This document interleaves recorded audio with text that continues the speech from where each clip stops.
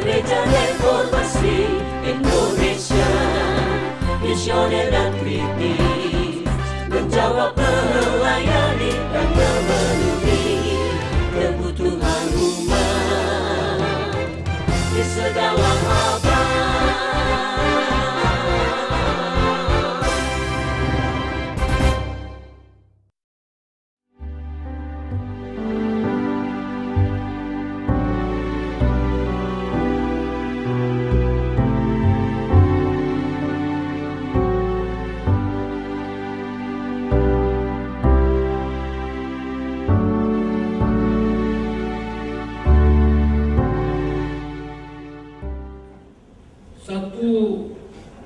Raja-Raja pasal yang ketiga ayat 7 sampai 13. 1 Raja-Raja 3 ayat 7 sampai 13, firman Tuhan berbunyi seperti ini. Maka sekarang ya Tuhan Allahku, Engkau yang mengangkat hamba-Mu ini menjadi raja menggantikan Daud ayahku. Sekalipun aku masih sangat muda dan belum berpengalaman, demikianlah hamba-Mu ini berada di tengah-tengah umat-Mu yang Kau pilih, suatu umat yang besar, yang tidak terhitung dan terkira banyaknya.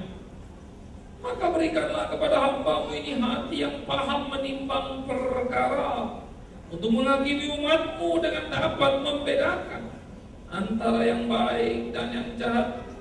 Sebab siapakah yang sanggup menghakimi umat-Mu yang sangat besar ini? Itu adalah baik di mata Tuhan bahwa Salomo meminta hal yang demikian. Jadi berfirmanlah Allah kepadanya, oleh karena engkau telah meminta hal yang demikian dan tidak meminta umur panjang atau kekayaan atau nyawa musuhmu, melainkan pengertian untuk memutuskan hukum, maka sesungguhnya aku akan melakukan sesuai dengan permintaanmu itu. Sesungguhnya aku memberikan kepadamu hati yang penuh hikmat dan pengertian, sehingga sebelum engkau tidak ada seorang pun yang seperti engkau, dan sesudah engkau tak akan bangkit seorang pun seperti engkau. 1 Raja-Raja pasal 11 ayat 1 sampai 7.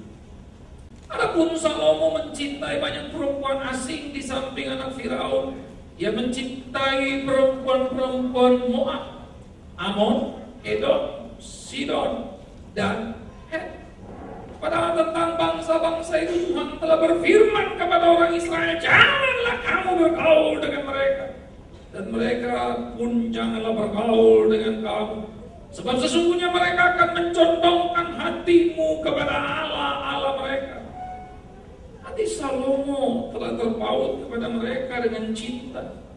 Ia mempunyai 700 istri dari kaum bangsawan dan 300 gundik.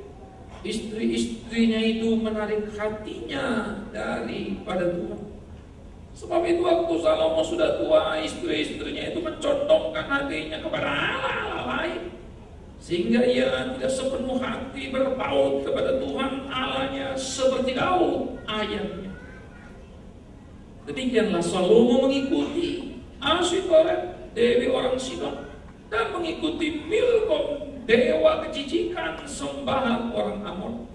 Dan Salomo melakukan apa yang jahat di mata Tuhan, dan dia tidak dengan sepenuh hati mengikuti Tuhan seperti Daud ayahnya. Pada waktu itu Salomo mendirikan bukit pengorbanan bagi Kamos, dewa kejijikan sembahan orang Moab, di gunung di sebelah timur Yerusalem, dan bagi Molok, dewa kejijikan sembahan Bani Amon. Apa yang terjadi? Ayat yang 11. Lalu berfirmanlah Tuhan kepada Salomo, oleh karena begitu kelakuanmu yang engkau tidak berpegang pada janjiku dan segala ketetapanku yang telah kuperintahkan kepadamu, maka sesungguhnya aku akan mengoyakkan kerajaan itu daripadamu dan akan memberikannya kepada hamba. Pada waktu kita merenungkan bagian ini, Pada waktu kita memikirkan episode dalam kehidupan, maka tampak dua panggung yang sangat kontras. Satu sisi panggung adalah ketika Salomo naik menjadi raja. Gegap gempita, tepuk tangan ada di mana-mana. Permintaan Salomo menambah semarak nilai sebagai raja. Karena Salomo tak meminta kekayaan, kehormatan, usia panjang, tetapi dia meminta hikmat kepada Tuhan. Alkitab mencatat Tuhan suka kepada permintaan Salomo. Karena dia tidak meminta kekayaan, karena dia tidak meminta umur panjang, karena dia tidak meminta kemegahan bagi diri. Sayang sekali, hamba Tuhan masa kini justru menyuruh umat meminta kekayaan, meminta umur panjang, meminta kemuliaan hanya untuk kepuasan diri. Betapa bedanya dengan Salomo. Tuhan suka dengan permintaan Salomo. Saya tidak bisa membayangkan betapa muaknya Tuhan melihat khotbah masa kini dan mendengar doa dan mentalitas orang Kristen masa kini. Mintalah bijaksana dan hikmat, Tuhan tahu menambahkan usia padamu. Mintalah bijaksana dan hikmat, Tuhan tahu menambahkan kekayaan kepadamu. Mintalah bijaksana dan hikmat, Tuhan tahu bagaimana cara membuat engkau menjadi mulia di dalam hidup.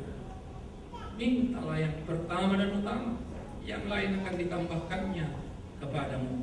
Salomo belum mengenal Kristus Yesus. Salomo belum berjalan di dalam perjanjian baru. Tetapi Salomo telah mempunyai satu mentalitas perenungan yang mendalam akan kualitas keimanan yang luar biasa.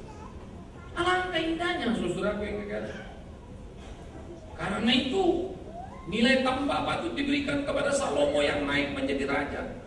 Karena bukan gegap gempita tahta yang menjadi konsentrasinya, tetapi bagaimana dia bisa mengerti untuk menjalankan apa yang menjadi kehendak Tuhannya.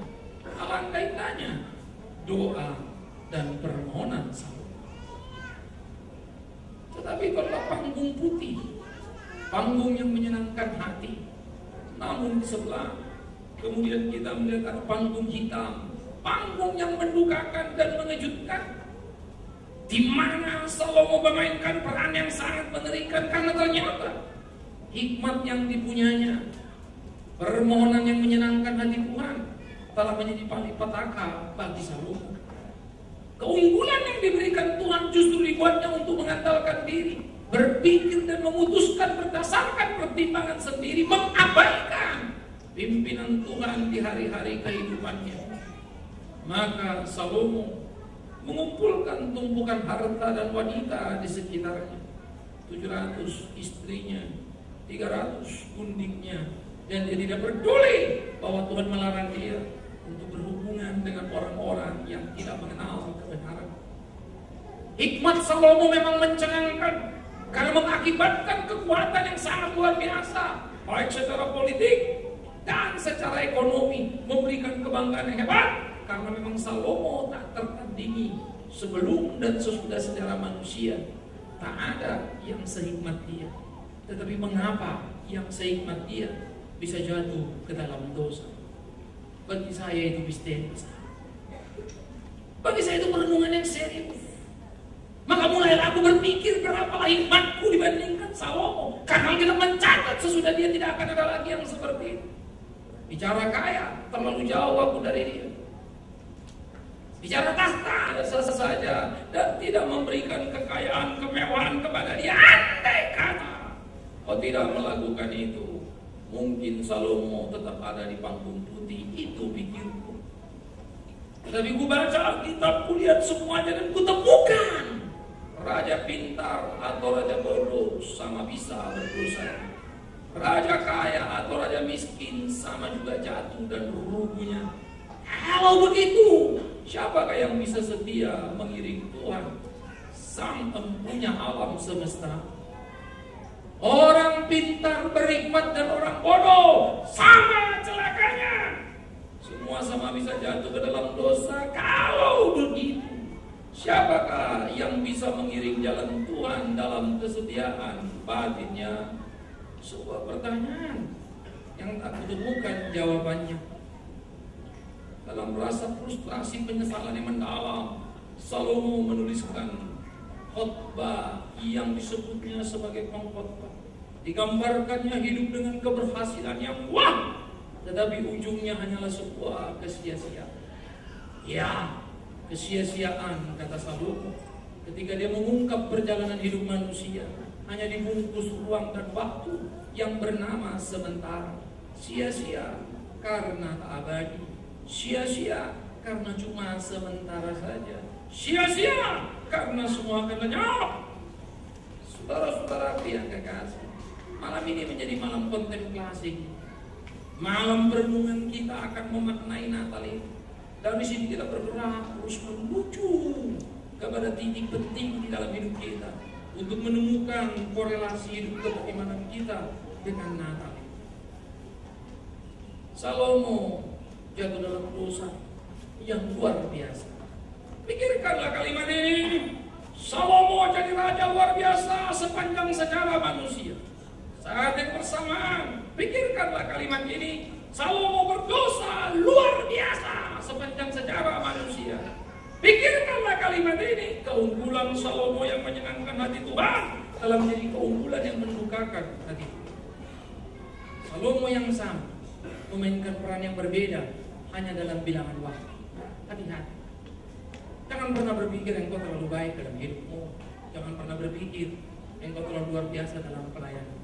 Hati-hati. Engkau bisa tergelincir ketika engkau masih engkau. Apa yang kau punya masih di sini. Ketika Tuhan masih kau sebut, tapi tak lagi sepenuh hati. Karena itulah Salomo. Salomo tidak lagi berpaut kepada Tuhan dengan segenap hatinya. Dia telah mendua, membangun bukit persembahan bagi para dewa yang menjijikkan, yang menjadi kekejian bagi Tuhan. Tapi Salomo ada di sana. Sehingga Salomo melakukan kegerian yang sangat hebat. Raja hebat, prestasi hebat, luar biasa. Tidak pernah Israel mengalami ekonomi secemerlang era Salomo. Tidak pernah Israel mengalami masa-masa perdagangan di mana orang ingin berhubungan dan berdagang dengan Israel. Pada waktu zaman Salomo, perak, emas, tidak ada harga. Semua terbuang di sana sini, saking banyak. Pada zaman Salomo, kayu penaga kelas atas menjadi aksesoris istana. Pada masa Salomo, tiang-tiang istana emas yang luar biasa. Pada masa Salomo, batu-batu mahal mewarnai istana. Bahkan ada bagian untuk injakan kaki para tamu. Salomo begitu megah. Pernahkah kau membaca bagaimana peralatan makan piring Salomo begitu hebatnya? Saya membaca Sultan Brunei. Mereka makan dengan garpu emas murni, sendok emas murni. Saya punya kawan dan dia punya keran dari emas murni. Tapi kemudian kupikirkan dalam hidup mereka tak seberapa dibandingkan Salomo. Karena Salomo bisa membiayai 1000 wanita di sekitar ekonomi yang sangat tinggi. Pernahkah kau tahu selera makan Salomo? Jempolan. Saya tidak percaya ada orang di kolong langit ini punya selera makan sekelas dengan Salomo. Karena rusa harus terbaik, tepung harus terbaik, minyak harus terbaik, semua yang terbaik. Itu sebab istana sangat berbiaya tinggi. Dari arsitektur ke kuliner, Salomo menguasai. Dari politik ke hukum, ekonomi hingga cinta, Salomo raja. Siapa yang mau berhitung dengan dia? Siapa yang bisa bertanding dengan dia? Tidak. Tetapi dalam keterpurukan, Salomo pun membangun bukit penyembahan bagi Molok, dewa kekejian, bagi dewa-dewa lain yang memuakkan hati Tuhan. Panggung putih Salomo, panggung hitam Salomo, kita melihat secara bersamaan, membuat kita tersentak, membuat kita berpikir, bagaimana bisa? Itulah membuat Tuhan menjadi murka sehingga Salomo raja yang akan dikenang, tapi raja yang akan dicaci maki sepanjang hidupnya. Karena akibat perbuatan Salomo, Israel terpecah dua. Saul bukan pilihan Tuhan, tapi permintaan Israel yang kelas kepala. Raja diberikan. Tuhan persiapkan Daud dan naik tahta, berperang dengan cara yang luar biasa. Datanglah keturunan Daud yang begitu wah, hebat dan berhikmat, tetapi itu pula lah yang menghancurkan kerajaan dan menyobeknya menjadi dua, karena membuat Tuhan murka. Tuhan marah, dihancurkannya kerajaan Salomo, saudara yang terkasih. Saya berpikir terus, apakah Tuhan kemarahanmu tidak kau pertimbangkan? Apakah Tuhan kau tidak berhitung sebelumnya bahwa Salomo akan melakukan ini? Buat apa yang kau marah? Seharusnya kau cegah supaya jangan terjadi. Bukan kau marah sesudah terjadi, karena kau Allah. Hatiku bertanya dan berkata, mengapa kau sobek kerajaan itu? Karena dia jatuh seperti itu pun karena hikmat yang kau berikan dari permintaannya. Kau anggap permintaan itu baik, ternyata menjadi tidak baik bagi Salomo. Kalau begitu, salahkah Tuhan? Salahkah Tuhan yang mendengar dan menjawab doa Salomo? Karena tetap di ruang yang sama, di waktu yang sama ketika kita berdoa, dia juga mendengar dan menjawab doa kita. Saya takut doa kita yang dikabulkannya justru jadi alat kita berdosa kepadanya, dan dia murka kepada kita. Tahukah engkau? Itulah Natal ini. Karena itu tidak heran kalau Yohanes berkata, dia datang kepada milik kepunyaannya, tetapi milik kepunyaannya tidak mengenal dia. Dengan orang menilai dan menolak Yesus, berkata, tidak ada tempat bagimu. Yesus yang memberi hidup, tapi Yesus yang ditolak oleh yang ironis. Saya tidak pernah habis mengerti bagaimana cara kerja Allah. Oleh karena itulah ketika dia menyobek kerajaan itu, di dalam murkanya dipenuhinya tuntutan kesuciannya, tidak pernah diabaikannya. Perhatikan kalimat itu. Tidak ada satu orang pun di antara kita di sini yang terlalu suci, terlalu baik untuk tidak dihukum Allah. Tidak ada satu orang pun di antara kita sini yang terlalu berjasa sehingga Allah akan menunda hukumannya. Tidak, dia akan melakukannya. Disobeknya kerajaan yang adalah kumpulan bangsa pilihan. Disobeknya kerajaan yang rajanya dia yang mengangkatnya. Disobeknya kerajaan yang ditetapkannya. Pemikiran yang sangat serius terus bergulir dalam hidup kita. Seperti tanya banyak orang, bukankah Tuhan tahu bahwa manusia akan makan buah di Taman Eden? Kalau sudah tahu, kenapa bikin? Saya punya 1001 jawaban untuk menjelaskan semua itu. Yang saya tidak mengerti adalah kenapa dia mau terlibat dalam kebodohan dan kegagalan kita. Itu yang saya tidak tahu. Kalau cuma soal argumentasi filosofi, saya bisa berikan jawaban. Tetapi yang saya tidak mengerti, mengapa dia terlibat di dalam kebodohan kita? Mengapa dia terlibat dalam ketololan yang kita lakukan dalam hidup kita? Mengapa? Karena itu merendahkan derajat dia. Karena manusia yang gagal. Tidakkah itu citra sang pencipta gagal? Manusia yang bobrok, tidakkah itu menggambarkan bahwa sang penciptanya adalah pencipta yang tidak sempurna?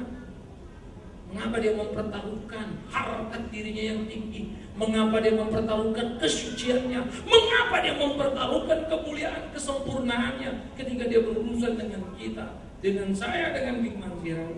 Itu pertanyaan yang serius bagi. Why God? Sepanjang Desember ini kita mengangkat tema misteri Natal. Rally 1, Rally 2 sudah kita lewati. Malam terang lilin jadi malam kontemplasi. Dan besok saya akan membuat satu garis rangkaian panjang bagaimana lengkap daripada seluruh historia. Pada waktu saya menggali, pada waktu saya mencari, tiap kali saya mempersiapkan ini, tiap kali saya merasa diberkati, tetapi sekaligus ditelanjang. Betapa hebatnya Tuhan melakukan karya. Terlalu sering kita mendengar khotbah yang membuat kita jadi bangga dan bersatu. Merasa kita pelayan Tuhan yang sudah baik, merasa kita sudah melakukan apa yang Tuhan mau. Seringkali kita mendengar khotbah yang meninabobokan kita, seakan-akan kita ini sudah hebat di hadapannya. Tetapi aku akan terus melawan arus dan berkata, ingat apa yang dikatakannya. Banyak yang dipanggil, sedikit yang dipilih. Karena itu jangan pernah besar kepala hanya karena kau menyebut namanya. Karena setan pun tahu nama Yesus dan gentar kepadanya. Tapi setan tidak pernah percaya dan menyerahkan dirinya. Salomo jatuh. Kerajaan disobek dua, saudara. Muncullah pertanyaan pertama bagi kita. Mengapa kau beri? Maka jawabnya sangat sederhana. Aku beri karena aku mau dia bertanggung jawab. Apakah kau tahu dia akan jatuh? Pasti Tuhan jawab, aku tahu. Lalu kenapa kau beri? Karena dia cuma manusia. Aku tidak bisa mengukur dia dengan ukuranku yang kekal. Aku tidak bisa mengukur dia dengan ukuranku yang sempurna. Karena kalau itu yang kupakai, tak akan ada manusia dan tidak akan pernah ada. Kenapa kau mau? Aku mengasihinya karena aku yang menciptakannya. Untuk itu, aku rela turun bermain dalam sebuah permainan kelas bawah, kelas rendah. Why God? Karena aku mau. Seharusnya dia nggak perlu mau. Itu permainan kelas bawah, kelas rendah, kelas manusia yang payah. Tapi Allah mau camkan itu. Lalu kenapa kau marah? Karena dia berbuat dosa dan dihukum. Lalu kenapa kau sobek kerajaannya? Itulah hukuman terberat yang patut diterimanya. Dan yang naik akan jadi raja bukan dari garis dia, karena memang kemudian 10 suku utara Israel kerajaannya, mereka yang membawa nama Israel kan lebih banyak suku ke sana, sehingga kerajaan Daud tinggal hanya dengan 2 suku dan bernama Yehuda. Itu tamparan keras karena nama Israel justru menempel ke pemberontak ke utara, maka disebut itu bukan keturunan Salomo, itu hamba Salomo, karena Yerobeam memberontak lalu pergi ke sana. Ya rakyat biasa, ya orang biasa saja. Tetapi kemudian kita mulai bertanya kepada dia, kalau begitu, mengapa tak kau habiskan sekaligus Salomo? Kenapa kau sisakan? Ada 2 suku, dan kenapa kau sisakan satu kerajaan yang bernama Yehuda? Sebuah pertanyaan menarik, saudaraku, yang patut untuk kita pikirkan, yang patut untuk kita renungkan. Mengapa ia melakukan hal itu? Bukankah lebih bagus dituntaskannya semuanya supaya habis sekalian? Tetapi itulah Tuhan, dia berjanji dan dia menepati. Sekalipun untuk menepati, ia harus jadi korban. Sekalipun untuk menepati, ia harus menjalani kesulitan. Mengapa saudara? 1 Tawarikh pasal 17 menceritakan bagaimana ketika Daud mau membangun bait Allah, tetapi Tuhan melarangnya dan berkata, tidak, bukan engkau. Maka dikatakan ayat 11 dari 1 Tawarikh pasal 17, Daud, apabila umurmu sudah genap untuk pergi mengikuti nenek moyangmu, maka aku Allah akan membangkitkan keturunanmu yang kemudian, salah seorang anakmu sendiri, dan aku akan mengokohkan kerajaannya. Dialah yang akan mendirikan rumah bagiku, dan aku akan mengokohkan tahtanya untuk selama-lamanya. Aku akan menjadi bapaknya, dan dia akan menjadi anakku. Tetapi kasih setiaku tidak akan kuhilangkan daripadanya, seperti yang kuhilangkan daripada orang yang mendahului engkau, Saul. Dan aku akan menegakkan dia dalam rumahku dan dalam kerajaanku untuk selama-lamanya, dan tahtanya akan kokoh untuk selama-lamanya. Tepat seperti perkataan ini, dan tepat seperti penglihatan Nathan berbicara kepada Daud. Episode pertama panggung putih, panggung hitam Salomo kita pikirkan. Kita mundur sedikit lalu memasuki satu panggung lain lagi. Ketika Tuhan mengukir kerajaan bagi Israel dan memilih raja untuk mereka, yaitu Daud. Saul adalah raja pilihan Israel, tetapi Daud adalah raja pilihan Allah. Maka Allah mengangkatnya, lalu menurunkan dan mengatakan janjinya. Mengapa? Daud selalu merenung dan berpikir dalam hidupnya. Daud juga penuh dengan noda-noda, karena Salomo anak yang menjadi raja adalah hasil perzinahan mengerikan dengan Bathsheba, yang bukan saja perzinahan, tetapi melahirkan pembunuhan berencana tingkat 1 yang sangat mengerikan. Dan Nabi menegur dia, menghardik dia, dan Tuhan menghukumnya. Pikirkan kalimat ini. Daud tergelincir? Yes. Tetapi ia tidak pernah tergelincir separah Salomo, karena Daud tidak pernah menyembah berhala sepanjang hidup. Salomo lah yang ada di sana. Tetapi tahukah Salomo? Ia benih Daud, ayah berdosa itu, membuat anaknya berlipat-lipat kali dalam dosa. Mengerikan sesuatu. Saya kadang mulai berpikir, benih yang lahir dari kehidupan keluarga, anak-anakku akan tak kelak menjadi anak-anak yang takut akan Tuhan. Itu akan jadi pertandingan pertarungan dalam kehidupan. Sehingga hidupku bukan bagaimana aku hidup dan menghidupi istri dan anakku. Hidupku bukan bagaimana aku hidup dan menyelesaikan. Hidupku bagaimana aku mewariskan hidup itu kepada generasi berikutnya, anak cucu. Itu sebab hidup tak mudah. Karena itu bukan soal kamu. Hidup soal serius panjang. Karena Tuhan akan tutup pertanggungjawaban secara total kepada kita. Hidup bukan bagaimana kita mempertahankan hidup, tapi hidup soal bagaimana kita membuat hidup pada yang ada di sekitar kita, di lingkungan. Karena itu jangan terlalu cengeng dan memanjakan dirimu, merengek dengan segala persoalanmu. Jangan terlalu cengeng dengan hari-harimu. Jangan terlalu bangga dengan hidupmu, lalu kau merasa kau paling super di hari-harimu. Ingat, satu kali Tuhan menamparmu, mudah untuk merubuhkanmu. Karena itu kalau kasihnya masih dinyatakan padamu, rubahlah hari-harimu dan berhitunglah melakukan apa yang dia mau. Temukan nilai yang besar. Daud mau mendirikan bait Allah, Tuhan melarangnya. Jangan, tanganmu berlumuran dengan darah. Maksud daripada ayat itu adalah karena Daud terus-menerus berperang dan mengalahkan Filistin, sehingga terus-menerus untuk menyelesaikan dan memberikan damai, tentu tidak akan pernah waktu cukup membangun bait Allah. Daud mempersiapkan segala sesuatunya, tapi dia tidak bisa menunaikan segala-galanya. Salomo naik tahta, kerajaan sudah aman dan tentram, tidak lagi ada peperangan. Karena musuh sudah dikalahkan, kerajaan sudah kuat, seluruh sekitar istana segan kepada Israel. Megah berdiri kuat, 1001 kali orang berpikir kalau mau menyerbunya. Dalam ketenangan, kenyamanan, keunggulan ekonomi yang dikembangkan, Salomo membuat banyak uang pada mereka untuk membangun dan menyelesaikan bait Allah yang amat sangat megah. Di kolom langit ini tidak ada bait sebanyak bait Allah yang dibangun Salomo.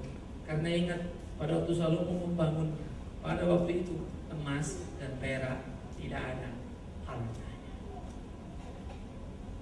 Itu sebab peralatan-peralatan bait Allah itu mas hebat.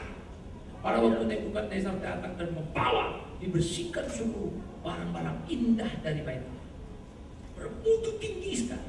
Raja Nebukadnezar, raja besar, dia tidak akan membawa barang murahan, bukan. Dia membawa barang bermutu yang memang ada di bait Allah. Daud tidak bisa mendirikan sehingga kemudian anaknya. Tetapi Tuhan berjanji kepada Daud, Daud, anakmu, keturunanmu yang akan membangunnya. Dan aku akan mengokohkan tahtanya untuk selama-lamanya. Aku akan jadi bapaknya untuk selama-lamanya. Dan kerajaannya tegak untuk selama-lamanya. Wow, janji Tuhan kepada Daud selama-lamanya. Tetapi sekarang Tuhan murka pada Salomo, mana bisa selama-lamanya. Itu sebab Tuhan marah dan menyobek kerajaan. Tetapi dia berjanji dan dia tepati. Saya tidak sanggup berjanji seperti Allah berjanji, karena akan kuambil semua apa yang pernah kukatakan. Tapi ia tidak. Pedih, luka mendalam saya bayangkan dalam perasaan kemanusiaan yang dialami Allah. Tapi Allah tidak ingkar janji. Hukum, ia tidak mengabaikan kesuciannya. Kuhukum, ia tetap menegakkan hukumnya. Kuhukum, dijatuhkannya palunya, disobeknya kerajaan. Syas. Tetapi janjiku ada, kekal selama-lamanya, dipeliharanya Yehuda. Mengapa namanya Yehuda? Itu dari suku asal usul Daud. Daud dari suku Yehuda, sehingga kerajaan itu disebut Yehuda. Israel itu bukti Allah marah, murka kepada Salomo, sehingga Salomo tidak berhak untuk menyandang nama Israel karena suku-suku naik ke utara. Tetapi sekaligus simbol kekacauan, kengerian Israel yang terhilang. Itu sebab Yesus pernah meratapi mereka dan berkata, Yerusalem, Yerusalem, merepresentasikan orang Israel. Kau seperti anak ayam yang kehilangan induknya. Berkali-kali aku ingin mengumpulkanmu, tapi engkau selalu lari tercerai. Andai kata saja orang belajar apa itu Israel, pasti tidak banyak ucapan ngawur yang muncul seperti sekarang. Andai kata saja semua orang belajar Alkitab meneliti dengan baik, mereka akan menemukan keunggulan, kehebatan dari pengarang. Andai kata saja semua orang mau meneliti dengan teliti ayat-ayat Alkitab itu, maka tahulah kita Yesus mengerjakan perkara besar. Dia datang. Maka pada waktu Tuhan berjanji, janji di depan. Rumahnya, rumah. Kekal selama-lamanya. Tetapi bait Allah sudah dirubuhkan. Kerajaan pecah dua, utara hancur di tangan Asyur, selatan Yehuda hancur di tangan Babel. Coba diporak-porandakan. Tahun 70, bait Allah diratakan tanah oleh Kaisar Titus atas nubuatan Yesus Kristus. Tidak akan ada satu batu pun di sini. Karena itu aneh bagi saya. Orang-orang Kristen sekarang kok bunuh setengah mati, mengharapkan bait Allah dibangun lagi. Saya tidak mengerti. Dia mau menghina Yesus Tuhan. Tetapi saya ngerti kalau mereka ngomong salah, karena mereka tidak pernah mau belajar. Itu sebab kesalahan terjadi. Semua orang berharap bait Allah akan dibangun lagi. Mereka tidak menghargai dan mereka menista ucapan Yesus bayi Natal yang sejati. Rubuhkan bait Allah akan kubangun dalam tempo 3 hari. Pada waktu itu orang Israel berkata, siapa kau? 46 tahun selalu membangunnya. Kau mau membangunnya dalam tempo 3 hari? Bagaimana mungkin? Padahal dia sedang berbicara tentang dirinya. Dialah bait Allah yang sejati, Yesus Kristus ini.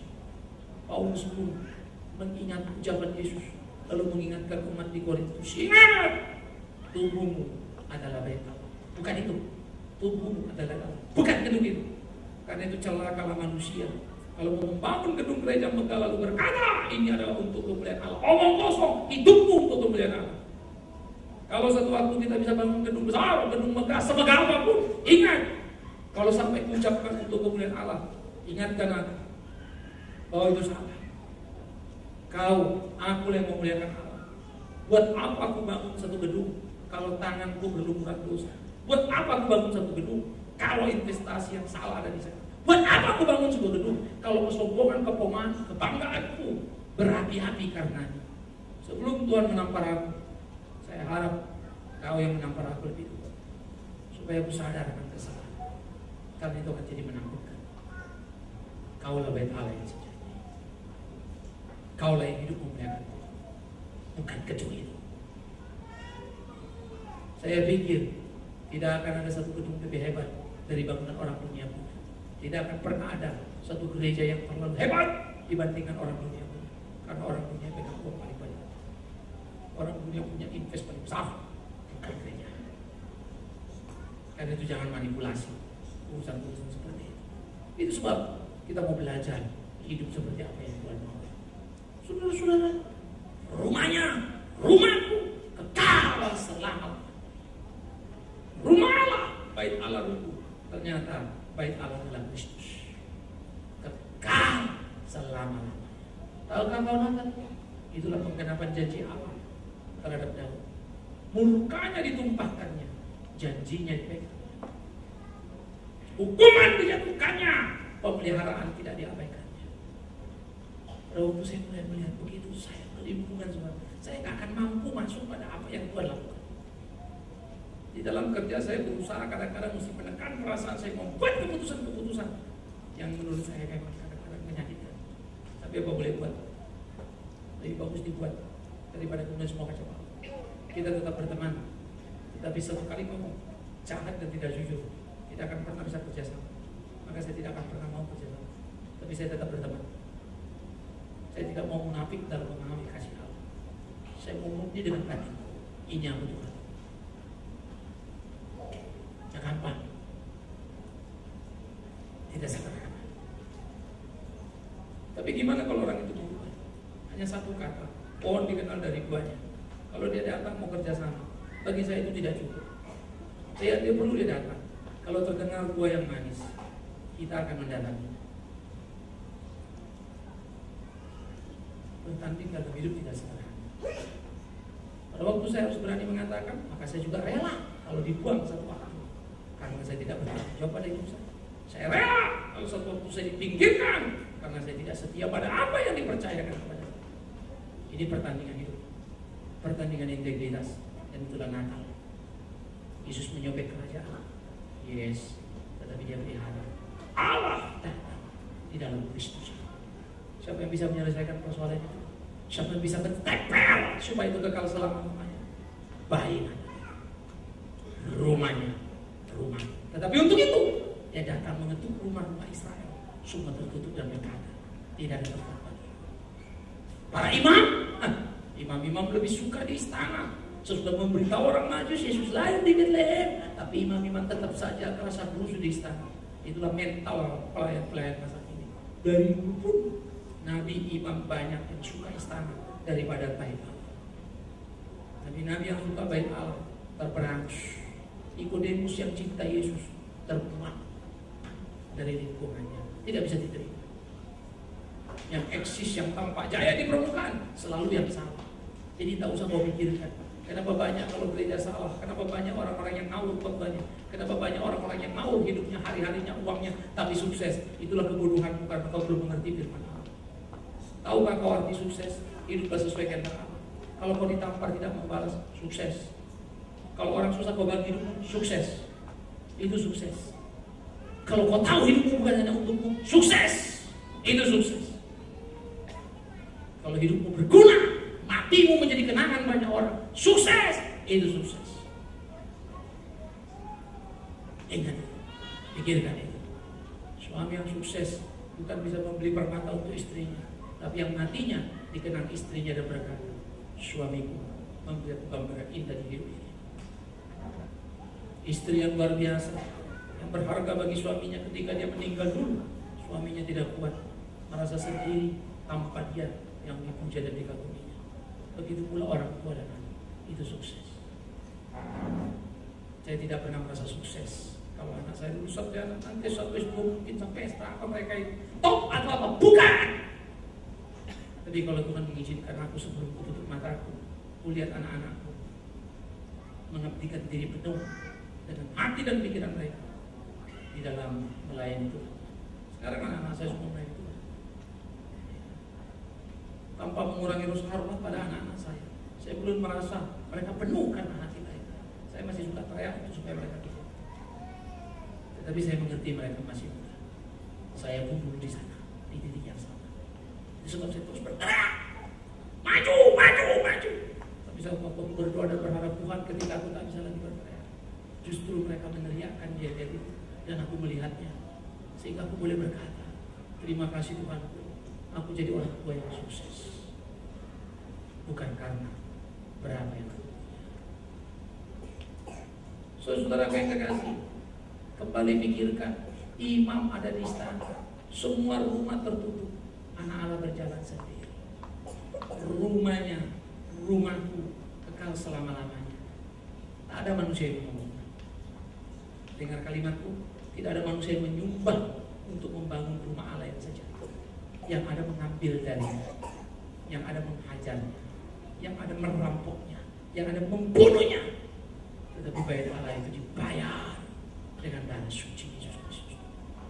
Dibayar dengan kesendirian di malam hari.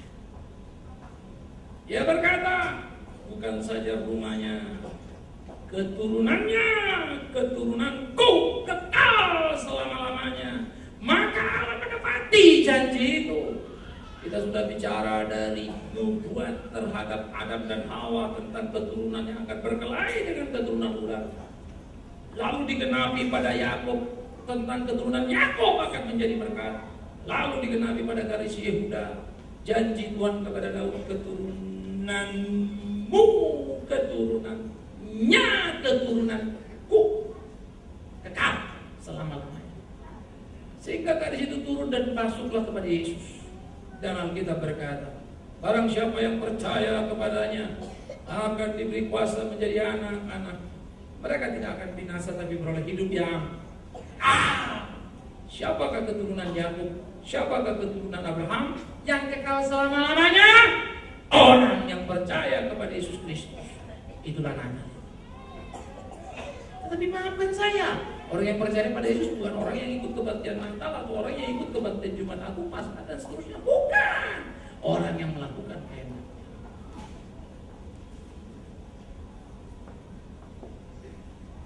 Kerajaannya kekal selama-lamanya. Maka dikatakan kerajaannya kekal selama-lamanya bagaimana? Ketika Yesus mati, ditulislah ini raja orang Yahudi. Orang Yahudi marah dan protes kepada Pilatus, tapi Pilatus bilang, apa yang tertancap di situ? Jangan dicabut. dalam kejengkelan Pilatus terhadap orang-orang Yahudi, sehingga membuat dia terpaksa mengambil keputusan yang sebetulnya dia sendiri tidak suka, tetapi dia oportunis dalam hal itu. Dipanteknya satu kalimat yang tanpa sadar dia sudah berbuat benar atas kalimat itu, karena memang Yesus Raja. Pernahkah kau tahu di sebelah sana Kayafas dalam kepongahan, kesombongannya bernubuat ketika imam-imam itu mulai bingung apa yang harus segera mereka lakukan terhadap Yesus. Dia berkata, lebih bagus orang itu mati untuk keselamatan semua bangsa kita. Tanpa sadar, dalam gairah untuk mematikan Yesus di kejahatan, dia justru bernubuat dalam kebenaran. Jadi banyak orang bernubuat benar, tapi sendiri ke neraka. Belajar Alkitab berapa? Karena itu kagumilah Tuhan yang berbicara lewat penjahat sekalipun, tapi jangan kagumi penjahatnya, kecuali kau pun penjahat. Pikirkan itu baik-baik, supaya kau jangan terjebak kepada manusia. Dikman Sirait boleh khotbah bagus, boleh khotbah benar. Jangan pernah percaya 100% kepada saya, karena saya bisa berdusta, saya bisa menyakiti. Kau akan kecewa kalau kau percaya 100% pada. Percaya saya. Aku tidak akan pernah membungkus diriku dengan aksesoris yang kau suka supaya kau terima. Aku adalah aku, dan akan kukatakan yang apa mau kukatakan. Saya tidak akan pernah berusaha untuk jadi sempurna dalam penampilan, tapi saya akan terus berdoa sempurna dalam penampilan. Saya tidak akan berusaha sempurna dalam pergaulan, saya berdoa sempurna dalam pelayanan. Karena seringkali ketika kita melakukan yang benar, tidak selalu orang memuji dan menyenangi. Siap-siap. Jadi rumahnya rumahku, yes, kekal selama-lamanya. Yesus bainan. Kerajaannya kerajaanku, kekal selama-lamanya. Yes, Yesus bainan. Keturunannya keturunanku, kekal selama-lamanya. Yes, Yesus bainan. Tetapi penggenapan yang kekal selama-lamanya terjadi pada ironi penolakan kita, terjadi pada malam yang gelap, terjadi di kota Bethlehem yang kecil. Bukan Yerusalem pusat kerajaan, bukan di Yerusalem yang penuh dengan kemegahan, bukan Bethlehem. Itu semua pelabuhan itu, hai Bethlehem, kota kecil yang ada di padang Efrata. Sesungguhnya kau tidak sekali-kali yang paling kecil. Itulah misteri cara Tuhan. Kadang saya juga bingung kenapa kau tidak pilih Yerusalem. Habis si Herodes bertahta di sana, apa sulitnya bagi alam kan? Tapi dia tidak pilih. Itu sebab jujur saja, dalam memahami misteri itu aku mampu menjelaskannya, tapi aku kurang suka dengan jalan Yesus. Maafkan aku lebih suka Yerusalem daripada Bethlehem. Maafkan aku lebih suka istana daripada Gagah. Maafkan aku lebih suka Gagah Perkasa membuat keputusan daripada dilempari orang. Maafkan aku tidak suka kalau aku harus tersalib tidak berdaya dan menumpahkan darahku hanya untuk orang jahat. Karena itu bagiku, semampu apapun aku menjelaskannya, tetap misteri yang tidak bisa kupahami. Karena itu aku selalu berdoa dan berkata, Tuhan, tolong aku dalam ketidaktahuan, dalam ketidakmampuan. Dan kalaupun satu kali makin hari aku makin mengerti, aku tahu betul dalam pengertian yang sangat mengerti, pun aku tak akan bisa melakukan apa yang kau lakukan. Tolong supaya aku jangan jadi salah. Lalu berpikir kalau sudah mengerti, berarti aku sudah melakukan. Kalau sudah tahu, aku pikir aku sudah mengerjakan. Kalau sudah banyak mengerti Alkitab, aku pikir aku sudah melayani. Semoga Tuhan mengingatkan. Bukan. Malam ini, biar menjadi perlindungan kita, supaya misteri itu masuk dalam hati kita, menghajar, menguliti kita, masuk, dan kita akan berpikir. Maka disitulah misteri Natal dinyatakan. Kasih diungkapkan dalam penghukuman Allah. Kerajaan ditegakkan dalam penolakan manusia. Keberdosaan manusia dibayarnya dengan kesucian akan janjinya. Ditepatinya semuanya, sekalipun dia harus menanggung seluruh biayanya. Kita tidak ada investasi apapun pada jalan keselamatan, tapi dialah yang melakukan. Misteri besar yang tidak pernah tersimpah, yang sekalipun satu waktu mungkin bisa kita pahami, tetap saja tidak mampu kita lakukan. Sekalipun bisa dijelaskan, tak tentu bisa diterima. Tapi misteri Natal, fakta. Misteri Natal tidak terbantah. Misteri Natal di depan mata. Biarlah misteri Natal itu sekali lagi membuka kita, supaya kita sadar kita masih jauh. Oleh karena itu saudaraku, engkau yang sudah melayani Tuhan, layani dia dengan sungguh-sungguh. Maju terus. Jangan terganggu pelayananmu karena orang-orang di sekitarmu. Bahkan jangan terganggu pelayananmu kalau pendeta kurang ajar dalam hidupnya, hanya memperkaya dirinya. Jangan berhenti, jalani terus dan layani Tuhan. Kau tidak pernah melayani pendeta dalam hidupmu, tapi Tuhan. Karena itu ayo kita bertanding dan bertarung, sama berlari, bukan sama memaki, lalu berteriak kiri kan, dia begini, aku tidak mau begini, aku begini, aku tidak mau. Lupakan itu. Mari kita masuk pelayanan yang sungguh. Itu doaku untuk gereja ini. Tuhan, aku tolong aku, supaya kalaupun aku mati, ada gereja yang diwariskan, yang layak dijadikan model dalam Kristen. Itu mimpi.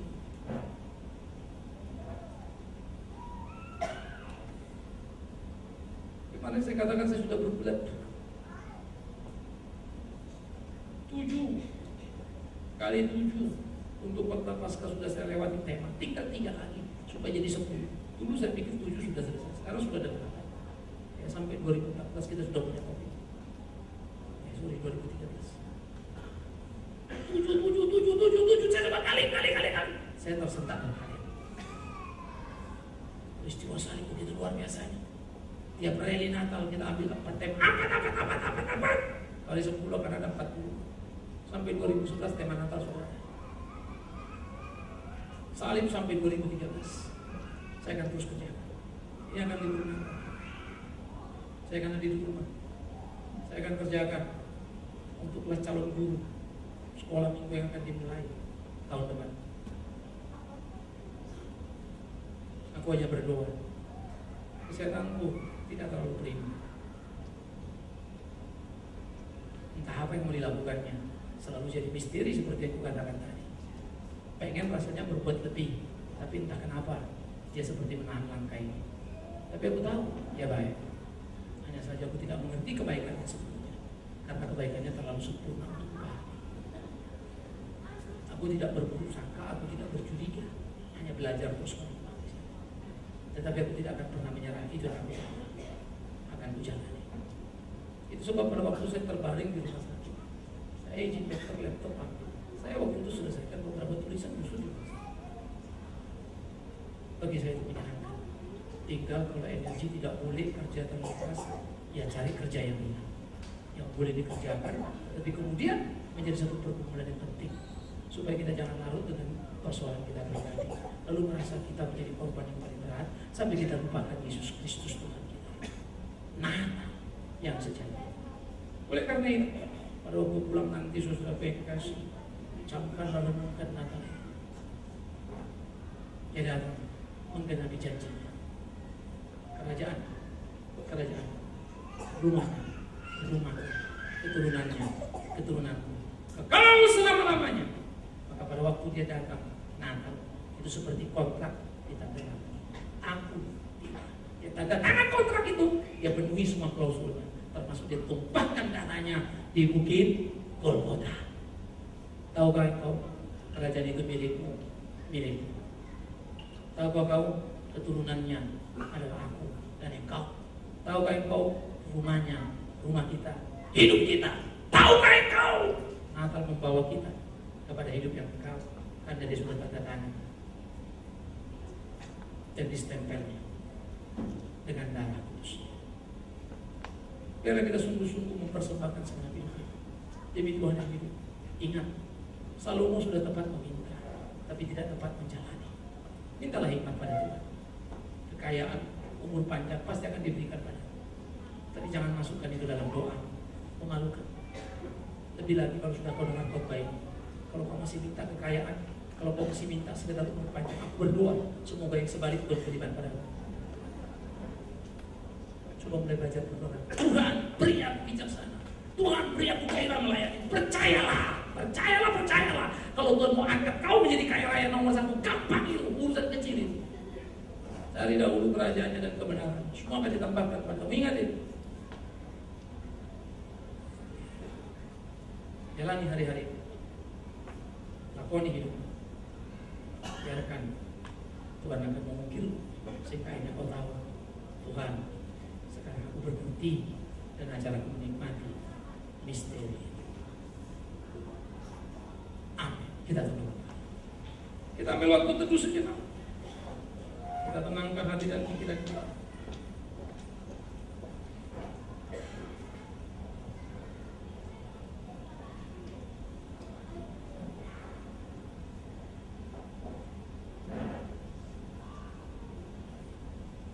Panjang perjalanan ya Tuhan, Taman Eden ke Bethlehem.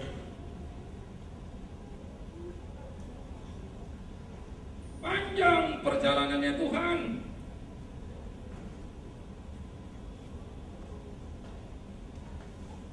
Yakub ke Yesus Kristus. Panjang perjalanannya Tuhan.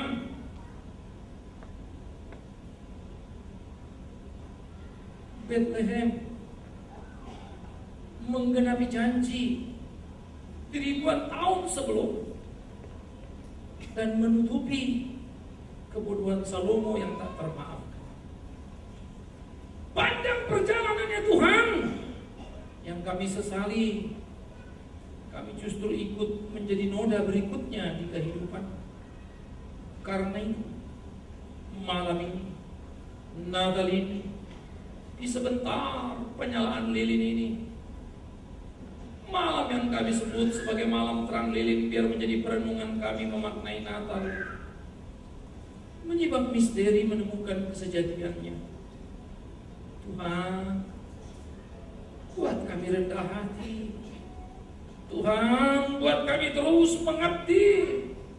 Tuhan, ajar kami tak berhitung apa yang sudah kami lakukan, tapi tak pernah mengkalkulasi apa yang belum kami kerjakan. Tuhan, di mana kami berdiri, di mana kami duduk, Kau ketahui. Apapun yang kami lakukan tak pernah terlewatkan. Satu rambut kami terjatuh yang tak kami sadari, Kau melihatnya dengan terang benderang. Karena itu, di dalam malam terang lilin ini, biarlah terang yang menyala menyibak misteri untuk kami mengetahui, sekaligus menyadari penuh betapa kami tak mampu melakoni seutuhnya. Tetapi itulah menjadi panggilan kami untuk menggapai kesempurnaan dalam hidup. Bahkan ketika itu tercapai di ujung hidup kami, di kematian kami. Karena itu biarlah kompetisi ini terus bergerak dan kami bergairah ya Tuhan. Ini kami, anak-anak-Mu, di dalam nama Yesus Kristus Tuhan kami.